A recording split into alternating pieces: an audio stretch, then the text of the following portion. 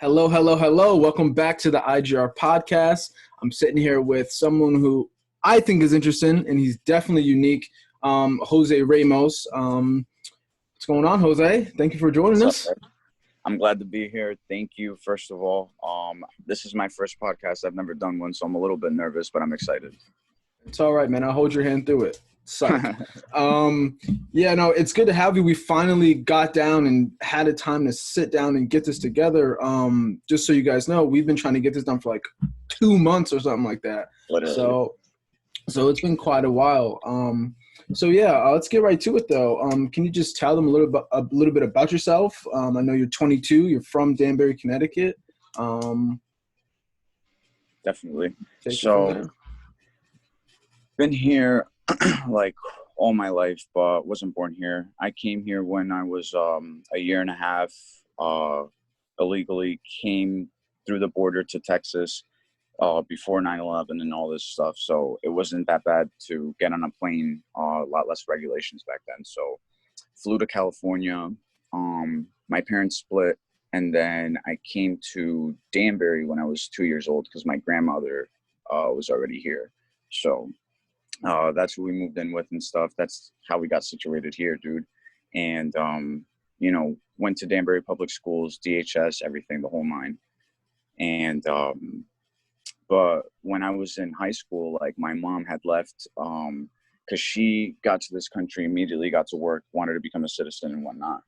And the process obviously is expensive. You know what I mean? No one gets to this country and just has thousands of dollars in their pockets. Right, And right. just the application, now the application to start the process is $1,200. You know what I mean? If you're working illegally, it's kind of hard to find a job just with that. So how are you going to save up $1,200 just to move forward? That's not including the paperwork, legal fees, lawyers. But she was doing all that for a couple of years. And then when I got to high school, my freshman year, probably like 60 days in, her lawyer told her that she needed to go to Guatemala. And she hadn't been there in like 20 years and stuff. So went back. Whoa. Yeah, and crazy stuff. And during that time, she left. And what I thought would be like 2 or 3 weeks, you know what I mean, ended up being 4 years. Because So your mom's been gone for 4 years still. yeah, dude, in high school. Oh my God. In Yeah, high dude, school. so, Okay. So Oh. it was in 2011, because in 2011 I was in 8th grade and I had to do the same process, you know what I mean? But I was a minor, so obviously like I didn't choose to come here, you know what I mean? I couldn't even speak when I was a year and a half. So they were lenient, and when I had to go back and do the process over there, it took me 22 days and came back. And I was in 8th grade, so I didn't even know, dude. I thought I was going to leave my mom forever. I didn't know what I was getting into. But I was glad to make it back in 22 days. Came back and finished the summer, enjoyed the summer, started freshman year, and like 60 days in, she went to go do the same thing.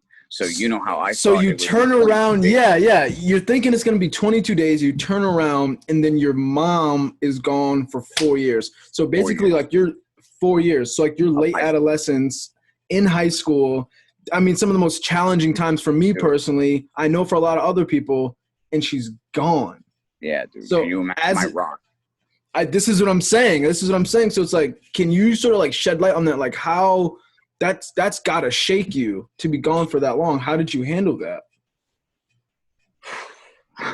I'm gonna be honest, bro. Like weed, you know what I mean? Like Okay, right around I that had time some coping.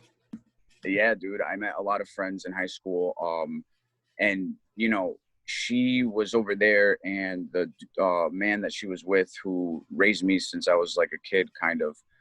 So that's who I knew as a father figure. He was always at work. So imagine me, 14 years old, having a free house, all this freedom, no parents in the house. Yeah. Wow. So I was able to cope like that, because I was just like, okay, well, now I can basically do whatever I want. And so, needless to say, that led to several things, I mean, good and bad. Yeah, because I'm thinking about it, and I'm like, that's a blessing and a curse. The blessing Yeah, being, you're 14, you've got the free, do this, you know what I mean, do whatever you want. Your place is a right, spot, and the right, curse is, man, I really want my mom, or right. I really want some guidance or a parent, and just some Exactly, normalcy, kind of. So I know exactly. that had to be super tough. So I just started to give less of a fuck about school, more about making myself feel good because I just like wasn't in the right mindset. Obviously, I was 14. I'm 22 now, so Hmm. I wish I knew then what I know now. But Hindsight's obviously, 2020. yeah, dude. But going through that is definitely like a blessing in disguise because it made me who I am. You know what I mean? Hmm. Because I was just like, okay, well, if I could do what I did in high school without my support, you know what I mean? Going through what I did with my sister's father, who was raising us, and that's just a whole different story. I could spend the whole podcast on that. And Amen. Yeah. so, but So before we jump off this subject, want to ask you one thing. Give me one crazy story, uh, before we turn the subject. I remember distinctly, um, I was a kid growing up with this man, right? So when he would come home smelling like a skunk, and I would look into his eyes and say, "Dad," and see that he had red eyes, and open up the fridge, and there would be eye drops in there.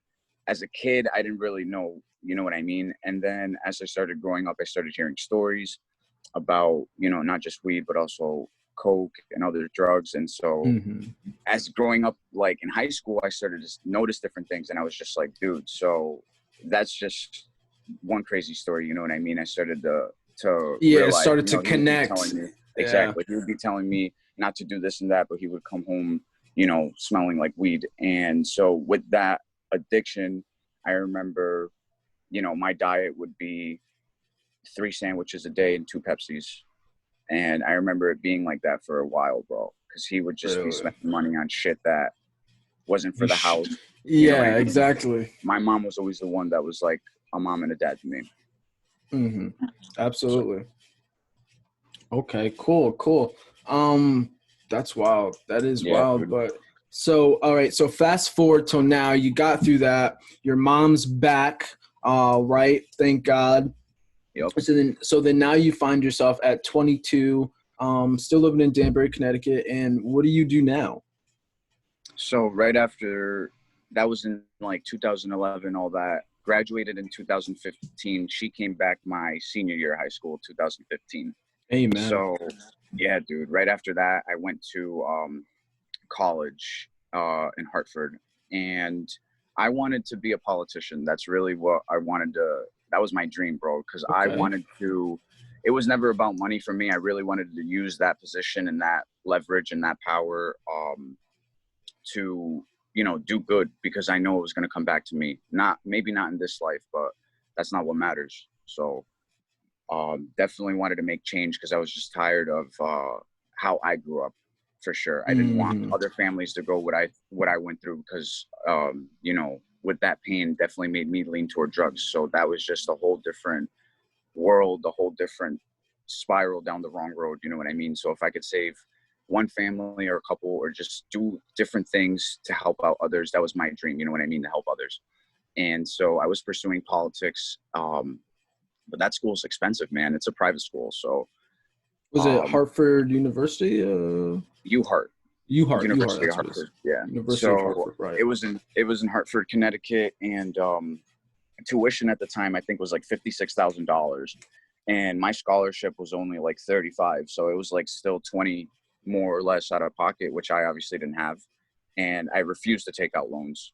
Um, and so I left after a semester, put myself $15,000 in debt, came back home, you know what I mean, and just try to figure out a quick way to get myself out of that debt because I just hate being in debt. So Hmm.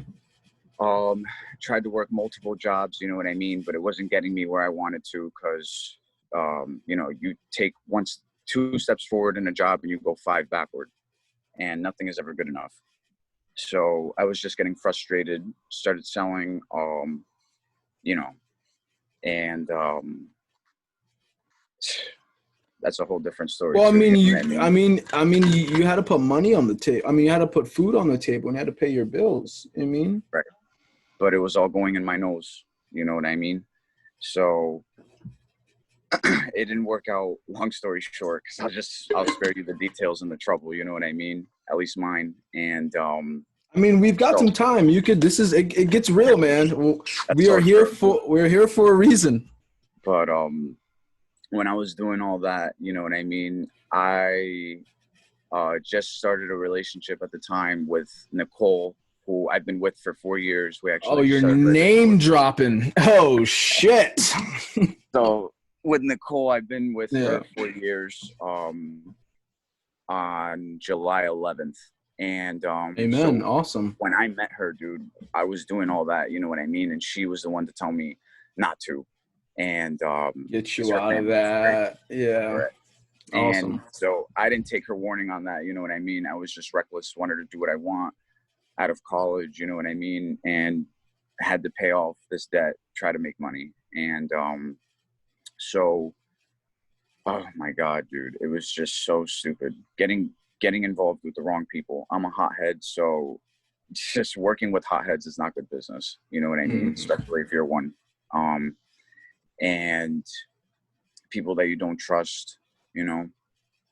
And I'm so glad that I'm not involved with what I was involved in, because Absolutely.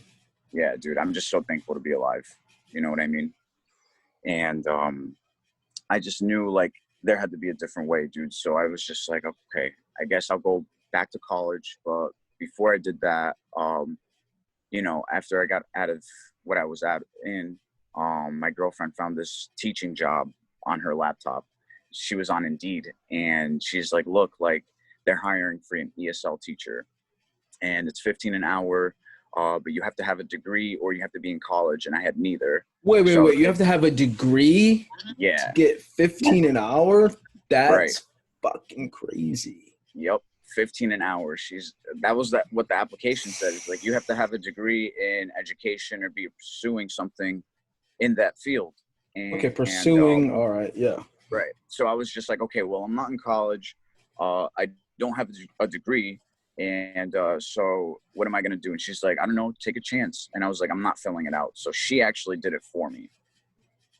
Crazy enough. Yeah. Wow, she's got your back. Right. And so after she filled that application out, I got the interview and was training for some time. And then in like January 2017, I got hired as a teacher. And after that, I've been teaching ever since then, actually, at that school, which is crazy. Okay, so that's sort of. No, go ahead. Go ahead. Oh, okay. So, like, when he hired me, too, I was taken back because the guy who was running the school, the director, his name is Tom. He was, you know, blonde hair, blue eyes, white guy in his 60s. So could you imagine me walking in with earrings, long hair, finger tattoos, you know what I'm saying? And and still pushing and asking for a job, you know what I mean? So he's just like, I don't know. That would have been a sight to see, though. Oh my God, what a sight, dude. I've come a long way. But he was like, you know, I don't know what it is about you, but I like you. You've made a good impression on me. So I really want to give you a chance. And listen, don't be taken back by this, but I've done this for a lot of students, a lot of teachers of mine. I'm willing to pay for you to go back to college so that you can work here. And he wrote me a check for $2,000 that I actually have right up there somewhere. Wait. So this man that you really don't know at all, he personally paid for you to go back to school. The check is right here. Wow, $2,000. Whoa, Joe. Yeah. Wow. Yeah, dude. Look at God, dude. I know, man. So I was just like, okay, dude, this is it. So I was like, I think I was still 18 or something. Yeah, I was 18 because I was still out of college and whatnot. And got the job without a degree, you know what I mean? And he sent me back to school and I started pursuing education, because then I was just like, okay, well, I still want to be a politician, but I like being a teacher. So how could I merge the two? And I came up with a plan that one day I'll be Secretary of Education. You know what I mean? Work with the president. And Okay, lofty goal. I like it though. yeah, Shoot dude. for the stars, Oh, dude. yeah, dude. Ask for the galaxy and you'll get the world. So Oh, wow. Yeah. I was doing that. That was pause on that. And Drop one of Clue's bomb. Say that again. you ask for the galaxy and you'll at least get the world. Damn. Okay. You know what I mean? Ask for more and you'll at least get what you want, minimum. So Wow. That's a go. Okay. that was Gotcha. my goal, dude. And wanted to do that and started working, you know what I mean? Being a teacher and all that. And I felt like I was moving forward, but, you know, still frustrated with the money because, you know, with the 15 an hour, I still wasn't making what I wanted, wasn't making what I needed to pay off the debt and still keep my head above water. So it was just very frustrating because I couldn't even afford to go out, couldn't afford to do, you know, just things, you know what I mean? And it just got so frustrating, dude. I just like, I knew there had to be more. I knew like I needed someone to teach me a way, because I was just like, there's no way that there's 6-year-olds on YouTube reviewing toys and making $17 million a year, and I'm busting my ass for 15 an hour. That's ridiculous. You know what I mean? Like, I don't think I'm gonna be wealthy fucking busting my ass for 15 an hour. So. No, definitely not. But now that you find yourself in this education space and you've been there for 2 years, right? Yeah. About 2 years? Almost 4 years. So you're getting a sense of how people are being taught, different ways of teaching. So what's your overall thoughts on the education system and how we are teaching students? It's crazy, dude, because becoming a teacher made me realize how much better of a student I could have been. You know what I mean? Pause. And this is K through 12, right? No, actually, I teach ESL to adults. Okay, so like in college, or like these are just extra classes on the side, some like adult education, or? This is a private school in Danbury that we have open to the public that people pay personally out of pocket. And it started as a volunteer organization, but I'm a paid teacher and I got hired as such. Okay. And I've been with them for 4 years, but being there definitely made me open my eyes, like I said before, because it made me realize like how frustrating it is to be a teacher. It's not an easy job. You know, people think you just go in, teach off the book, and, you know, more or less you do, but it's a lot that goes into it, because you have to teach at the slowest pace of the slowest learner, you know, and there's people who are already on chapter 5, you know, studied the whole book, and there's people struggling on chapter 1. And you still have to pace them through that. Exactly. That's super. I know that's probably super frustrating, because I know as a student that was super frustrating sometimes when, you know, you're a little ahead or, you know, whatever. But I know, how is that as a teacher?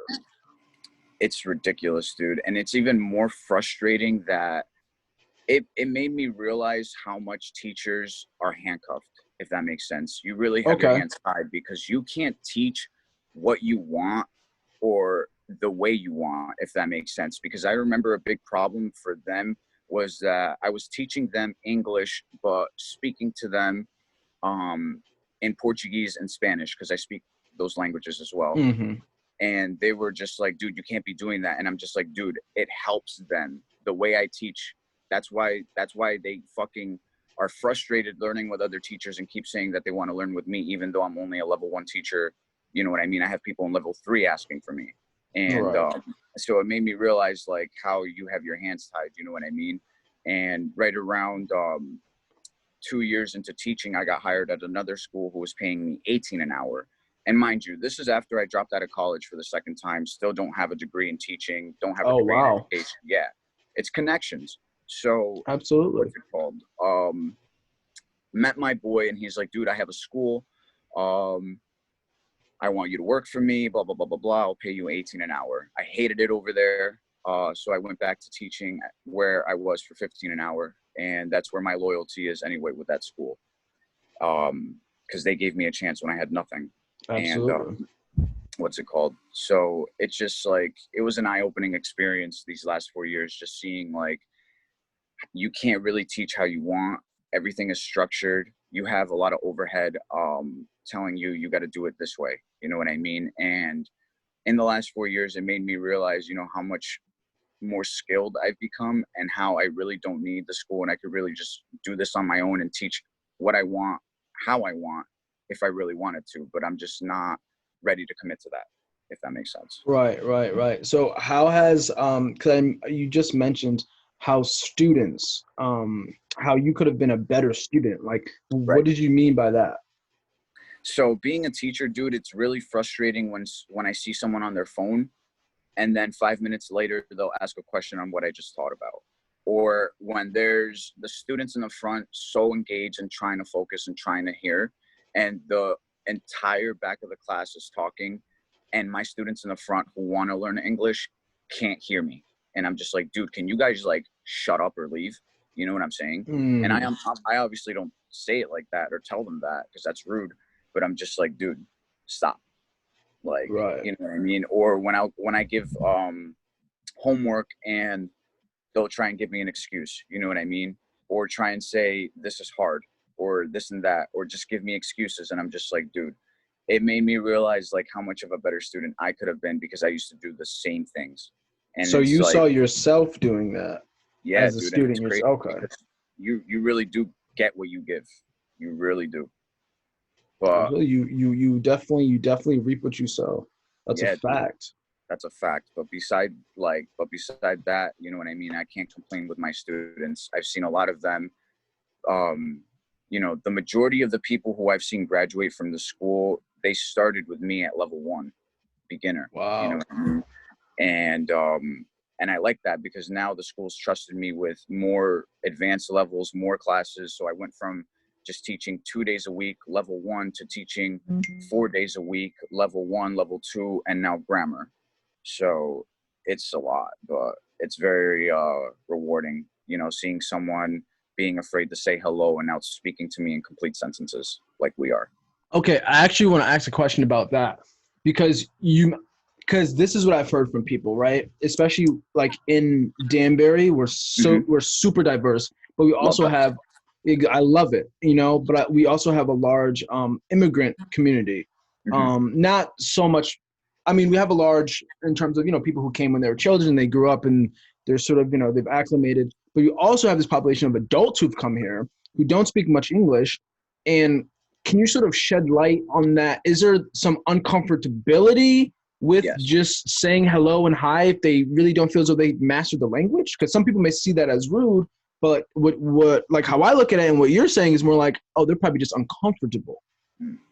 I love that you asked that question, because now I kind of want to take the time to address something that, the elephant in the room, because it's like people really hate being corrected, and that's natural. You know what I mean? I don't like being correct. I do, and I don't. But if I'm in the wrong, I like to be corrected, because I don't want to keep making the same mistake. You know what I mean? And you want to learn. Right, exactly. Right. I want to learn, I want to perfect myself. And I've noticed in the classroom that there's a big disconnect. It's like 50-50 between the students that are willing to be corrected and willing to be embarrassed and make a fool out of themselves or sound stupid even though they don't. And the other students who have too much pride to even give up try what they know and even try. Exactly. Right. And so it's crazy, because I work at Red Lobster, right? And I remember distinctly one time, a Spanish speaking woman came in, and dude, for the life of me, I wasn't even trying to be rude, because I understand how it is. You know what I mean? My mother used to speak broken English. Like, I used to be an ESL student, and now I'm an ESL teacher. So she came in and she was asking for something, and I dead ass could not understand her. And I made it easier for her by just speaking in Spanish. And she was just like, oh my God, the relief on her face was insane. And right afterward, I corrected her, and she said, thank you. And I was just like, you're welcome. You know what I mean? So, like she told me she appreciates that. And like, so, okay. So with that, I'm gonna just cut you off real quick. Let me ask you this. Who is in situations like that, who is the burden on? is the burden on that person to learn English and be able to communicate effectively, or is it on the place or the system or the institution to have people to be able to speak to people who can't? I feel like it's a little bit of both. You know what I mean? Places like restaurants, you'll find the world in restaurants, bro. Who doesn't work? You know what I mean? Especially Hispanics. So that's not a problem. But like, you know, places like insurance offices or DMV, they should try to be inclusive. You know what I mean? Because they know their community. You know, there's a So huge the burden's more on here. them in those Right. situations. But Okay. in the sense, it's also on the person who's in this country to learn English. Because if you're here 20 years and you go home and watch Netflix for 5 hours after you just worked 8 hours and you're not going to devote any time to learning English, that's ridiculous. And you're at fault completely. It's not anyone's responsibility but yours to learn English. And I don't care how busy you are. We all have 24 hours in a day. You know what I mean? No, absolutely. And it's one of those things I always come back to this, especially when we talk about, like, you know, this immigrant story or people coming over and stuff like this. My friend John always says he had to domesticate his mentality, right?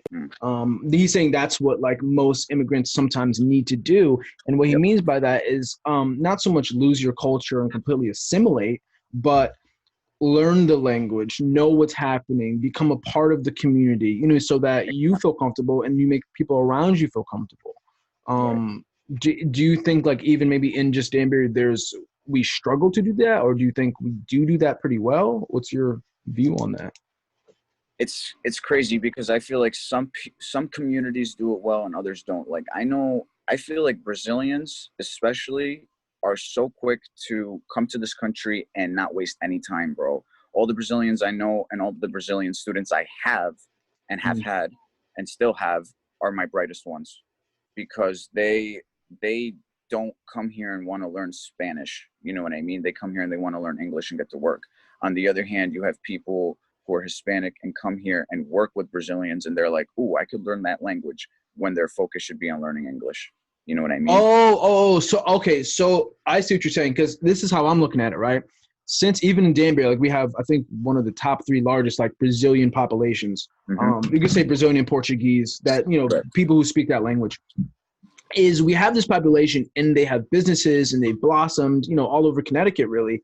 So you're saying that Hispanics from other regions come over and they learn Portuguese to just become a little bit more comfortable and work in their places, in restaurants, institutions, opposed to learning English and being with everybody. So it's maybe just like a little pivot opposed to broadening. And it's crazy because a lot of the students that I've had, like, who are Hispanic, know Portuguese.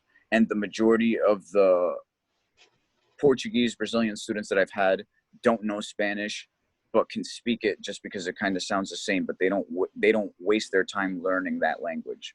Right. You know what I mean? But they I sort feel of like say, people, come on, let's go. Let's get to English and just but get it's out very there. like I think it goes like it's very different for everybody, you know what I mean? Very different for everybody, how easy you are to come here and get assimilated and be willing to learn, because not a lot of people, everyone's able, not everyone's willing. That's the problem. Say that one more time. Everyone's able, not everyone's willing. That's I fuck with that one. I like that one. That's awesome. True. Okay.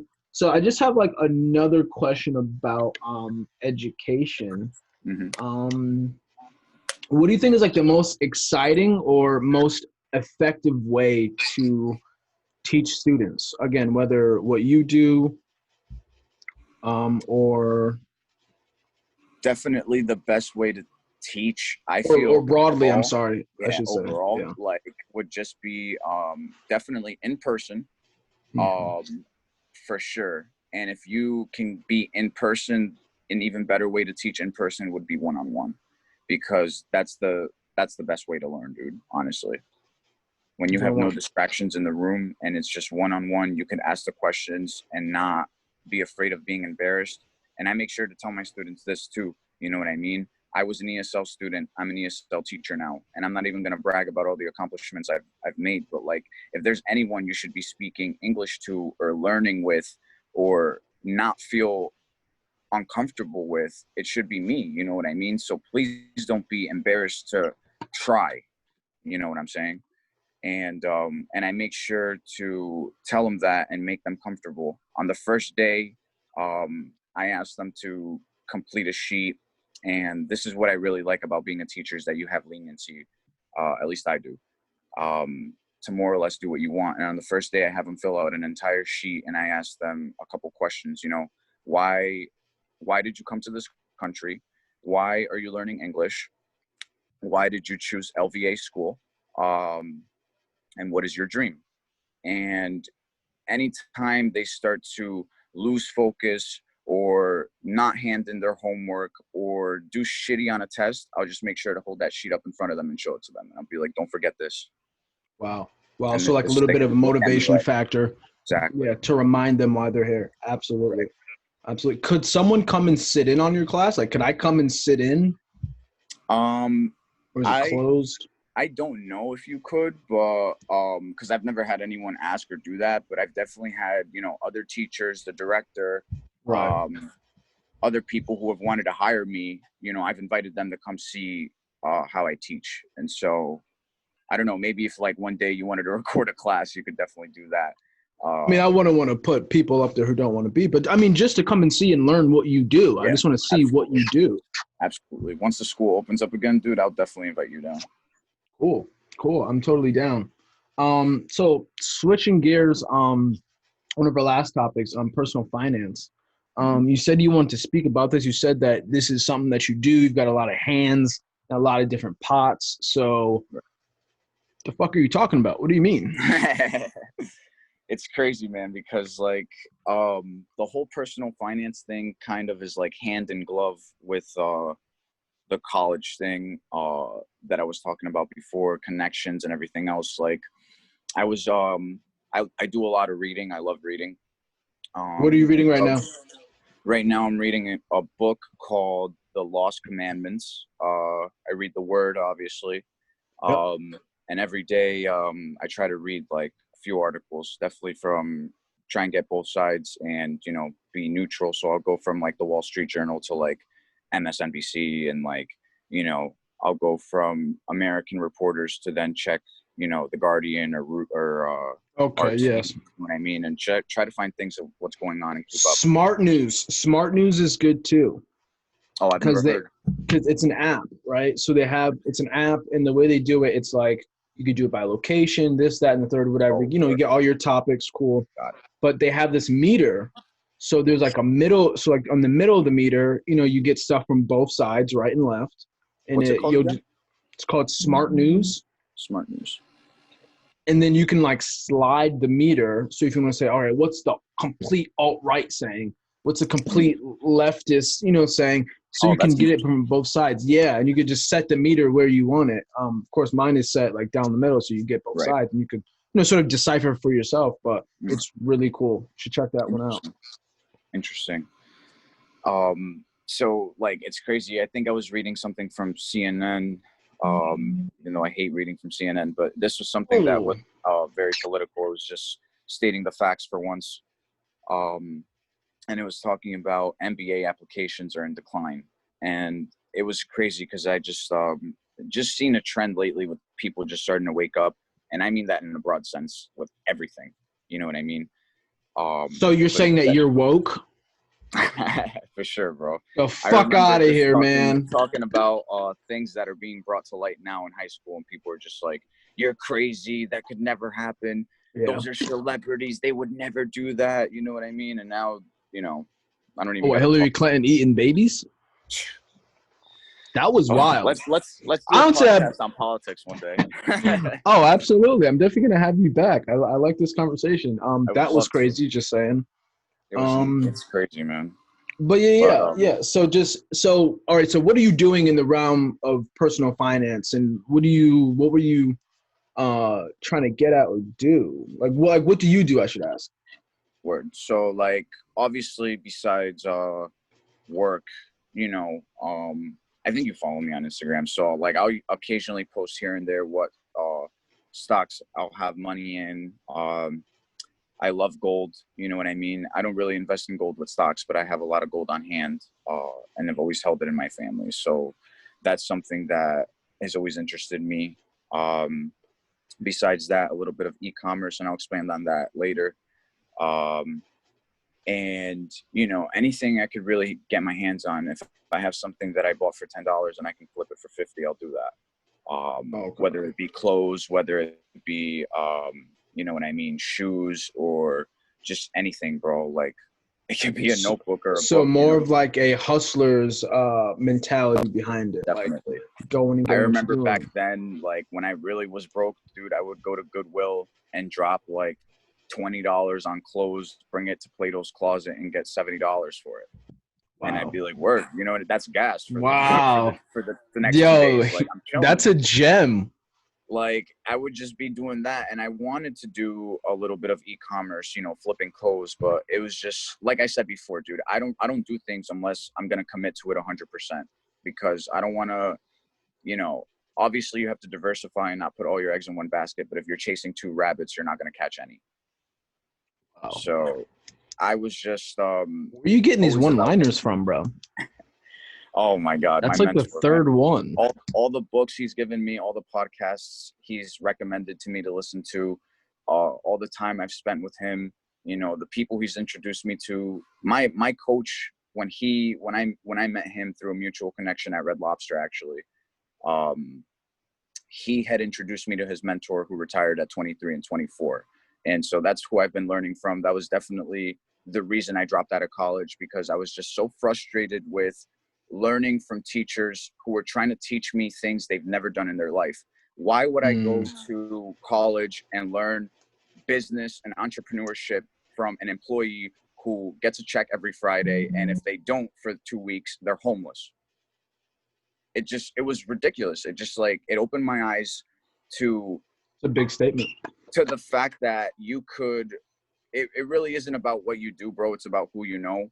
You know what I mean? The fact that I'm a teacher, but I know cops, the fact that I'm a teacher and I know lawyers, the fact that I'm a teacher and I know, you know, just about everyone, CPAs, even drug dealers. Like, it's crazy. You know what I mean? I have my hands in everything. And but that's the beautiful thing about having a network and growing you as a person. You know, you find yourself in different spaces with different people, and then your network grows and it blossoms.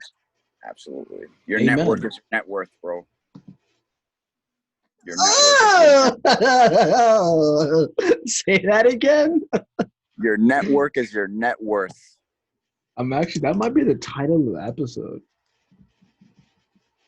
And it's true, because, like, you know, I just remember when I was with Nicole, distinctly in her car at the tree.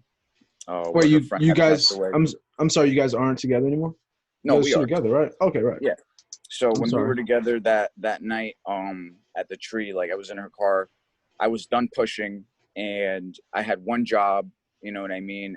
And I was making like $400 a month, which is nothing in Fairfield County. After, like, taxes, bro. That's all I gotta say. Dude, we live in one of the highest, I think it's like top 3, bro. The most expensive county in the country, to be honest. Yeah. Ridiculous. But I was just there, you know, screaming at the top of my lungs, tears in my eyes, frustrated, saying, I need a mentor. I need someone to just show me the way, you know what I mean? Or just do something. Because, like, this is not working out for me. You know what I mean? Just working, clocking in. Like, I can't own a plane doing that. You know what I mean? I need a plane. I can't have a plane if I'm working 40 hours a week at $11 an hour. What is that? You know? And I was just so frustrated. So I was always looking for something. And so when I met my coaches and my mentors, I didn't have to think twice. I jumped at that opportunity, dropped out of college, and, you know, pursued them full time.